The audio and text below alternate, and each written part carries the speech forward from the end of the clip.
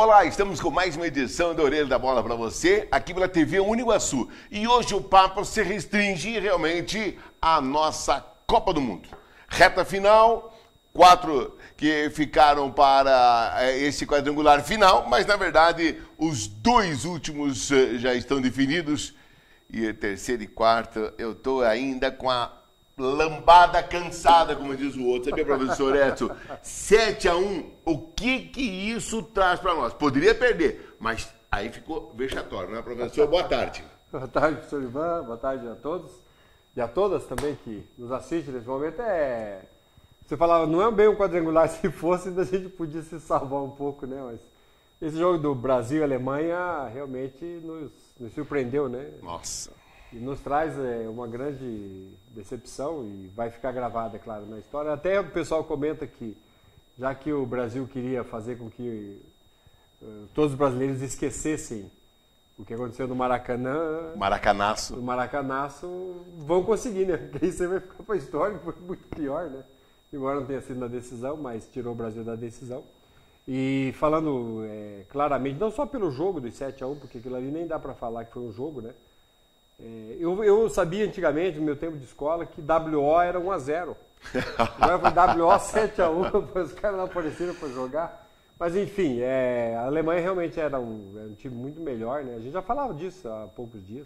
O pessoal até questiona, mas não ganhou de Gana. No início da Copa o senhor falou isso. Não ganha de Gana, não sei o quê, mas isso pode acontecer. Assim como o Brasil ganhou da Croácia no pau bravo, até porque teve aquele pênalti maroto lá. Depois empatou com o México, depois ganhou do Chile nos pênaltis, ganhou da Colômbia 2-1 também apertado. Não era um time bom, nós falávamos sobre isso, né? Vários jogadores são reserva nos seus times, outros... Seria injusto o Brasil, então, ir para uma final? Assim, falando dentro do campo... Vamos deixar a nossa torcida, que é claro que todo mundo gostaria disso. Ah, sim. Mas pelo futebol apresentado pelo Brasil. Pelo futebol apresentado merecia? Brasil, não merecia. Talvez nem ficar em terceiro, nem ficar em quarto ou terceiro lugar, o Brasil não tem time para isso. Se você pegar... É claro que teve a questão de tabela, porque uma Copa é assim. Mas o Brasil, pelo que tem apresentado, realmente não é um time que deveria ficar entre os 4, não. E agora nós estamos aí com essa decepção. A Alemanha realmente é um time muito forte, mas desse jogo do Brasil ficou algumas lições, né? Da desorganização do time, que não tinha padrão de jogo, da incapacidade de alguns jogadores, embora a culpa maior seja do técnico que convocou, mas realmente alguns jogadores são extremamente... Nós falávamos da limitação deles. Mas existe a falta de Neymar dentro de campo? Não, isso faz diferença, porque todo o sistema... Neymar viraria 1-0 Brasil em cima da Alemanha? Não, obviamente que não. Não. Neymar também não tem, nos últimos jogos, ele não foi tão decisivo como foi na Copa América. Ele não estava, assim como o Messi também está com bastante dificuldade. Agora, a seleção alemã realmente tem um estilo de jogo, é um time muito mais forte. E o Brasil é muito desorganizado. Você falava do Neymar, eles centralizaram todos os treinos, toda a parte tática, técnica do time do Felipão, não do Brasil, do time do Felipão, era em cima do Neymar. Joga a bola que o menino resolve, joga a bola que o menino resolve. O menino não foi e falou, vou jogar a bola para quem? Para quem? Para os alemães. Os alemães ficaram com a bola. E foi o que deu, né? O técnico Mourinho falou o seguinte, ele falou que sim, o Brasil não vai sentir tanta falta de Neymar, sim de Thiago Silva.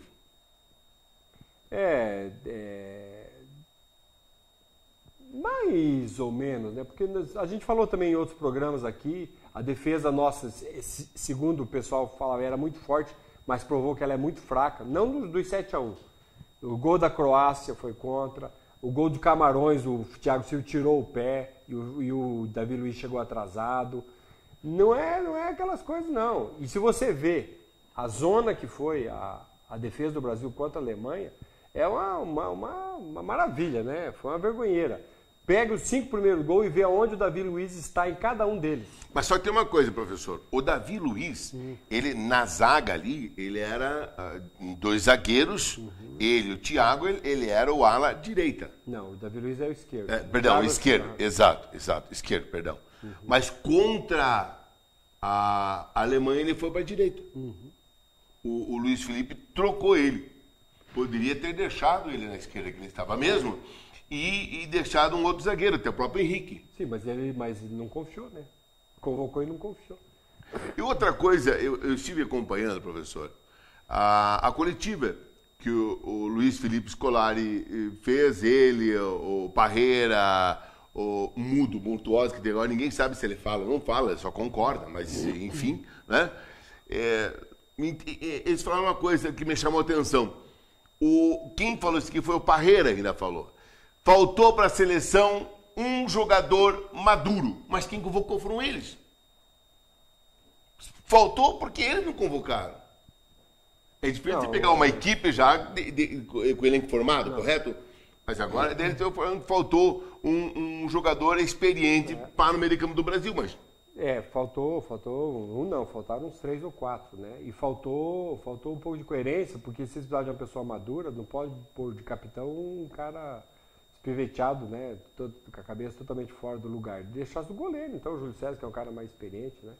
Enfim, agora vem um monte de discussão aí que não vem ao caso, mas realmente ficou clara a desorganização, ficou clara a incompetência, ficou claro que o time realmente é ruim, né? E ficou claro que precisa fazer um monte de coisa, desde da confederação até a casa da Mariazinha. Perguntaram ao Neymar hoje, que ele se apresentou, ele até falou que se fosse 2 centímetros mais adentro a lesão dele, ele correria o risco de ficar cadeirante.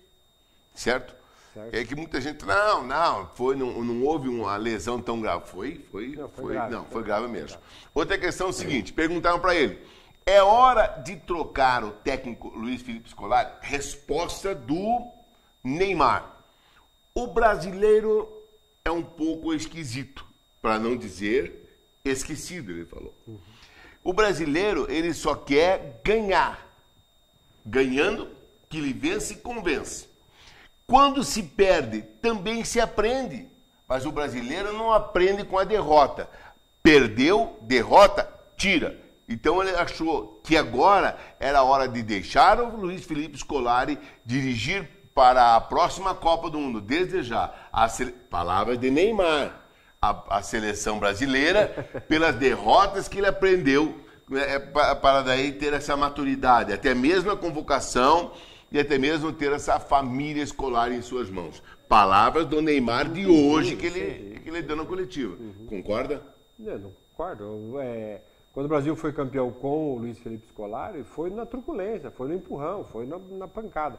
E é óbvio que para um jogador como o Neymar é como falar isso aí, para tentar limpar a barra, acalmar o negócio, porque qualquer outro técnico que assumir a seleção vai convocar o Neymar. Então ele pode falar. Agora, alguns jogadores medianos não falariam isso, porque supostamente com outro técnico, talvez ele não pudesse ser convocado, porque o cara vai ficar fritando o sujeito. Mas o Neymar não tem como fritar, porque realmente hoje é o único é o melhor jogador do país, né? Então ele tem essa prerrogativa. Mas ele fala isso muito mais para marketing, politicagem e tal, né? E ele devia estar extremamente decepcionado, Neymar. Porque ninguém gosta dele. Nenhum jogador da seleção brasileira gosta dele. Eles não prometeram que iam jogar pelo Neymar? Não jogaram nada. Agora tem uma coisa que ele se apresentou hoje à seleção, claro que não tem condições nenhuma de jogo, claro. Mas era junto com a delegação, e ele abriu uma questão também muito interessante. Eu torço pelo Messi, por mais jogador da Argentina, e ele declarou, eu sou torcedor da Argentina nessa final. Tá certo, cada um escolhe o que pela amizade que o Messi Claro. E é óbvio que alguns, que nem o Dante, provavelmente vai torcer para a Alemanha, né? E tem tudo a ver com a alemãozada lá, né? Bem parecido. O Dante? É o Dante, que joga no Bayern, né? Então... no Bayern ele joga, porque a seleção brasileira não deixou um lateral bem, né? Fez mais do que o Fred, mas ficou no lateral apenas. Nós falamos aqui, não vamos falar, já falava disso, né? Que o Miranda seria a pessoa certa. Melhor do que o Dante? Muito melhor, não tem nem dúvida. Nós já falamos sobre isso aqui.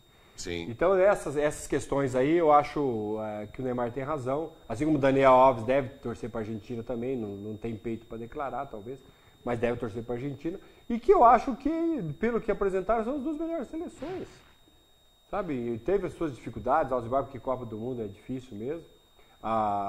O jogo da Holanda contra a Argentina foi extremamente difícil para a Argentina, porque a Holanda é um bom time, realmente, a Holanda é um bom time, jogou muito. No jogo ali até jogou na minha opinião, jogou um pouquinho melhor, teve algumas oportunidades melhores do que a própria Holanda. A Holanda se baseou muito em cima do jogo do Robin e tal.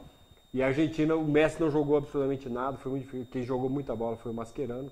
Agora, se nesse jogo contra a Holanda o Di Maria está jogando, talvez a Argentina tivesse ganho no tempo normal, o Reece sairia... Parei.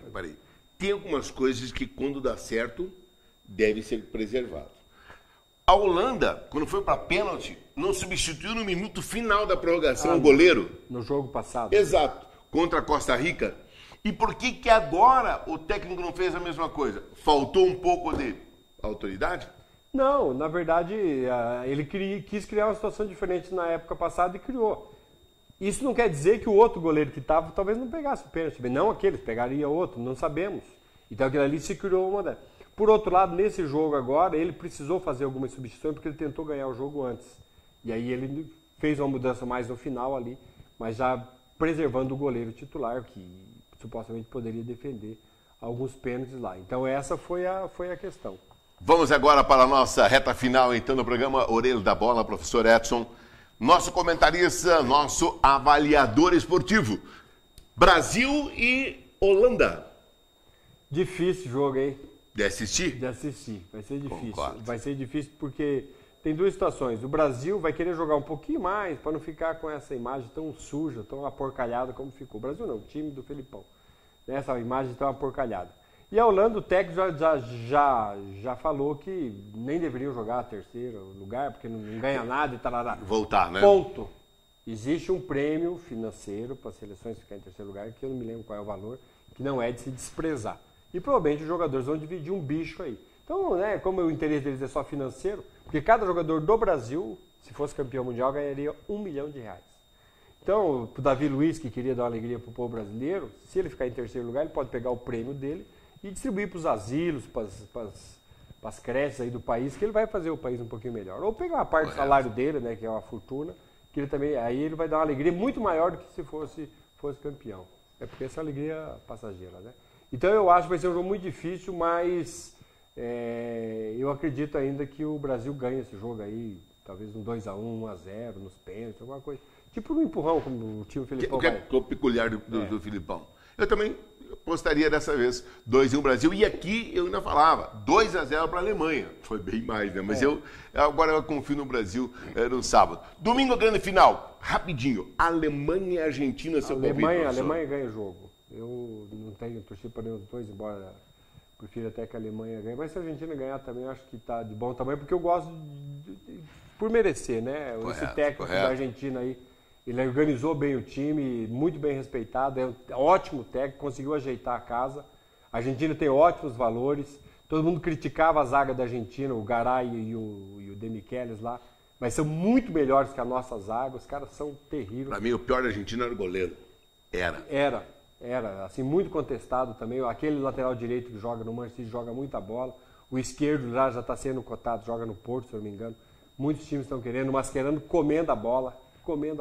Talvez o melhor cabeça de área da Copa do Mundo, né? E se o Di Maria voltar, fica um time redondão assim. Acho que com o Agüero, né, voltou a jogar, o Higuaín. É um time bom, são caras...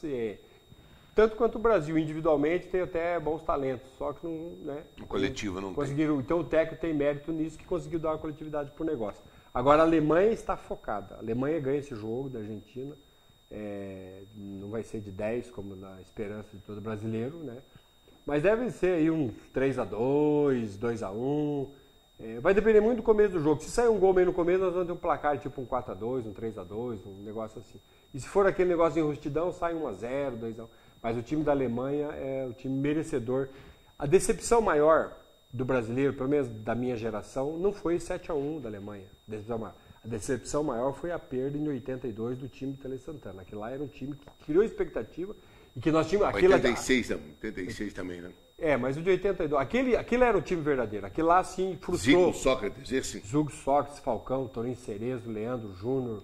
Valdir Pérez, Éder. Esse é um time que frustrou o brasileiro. Não frustrou o brasileiro, decepcionou, porque esse time era bom.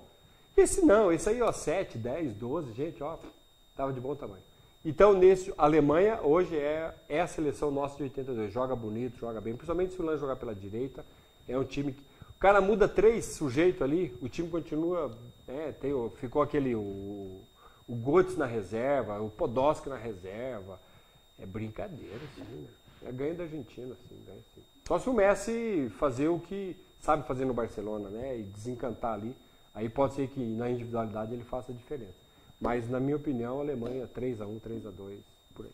Tá certo. Professor Edson, nosso muito obrigado. E a você também, que esteve com mais uma edição da programação Orelha da Bola. Nosso muito obrigado aqui pela TV Uniguaçu, tá certo? Obrigadão e vamos então para a Copa do Mundo. Eu, com o seu nome Henry, alemão desde criancinha, graças a Deus.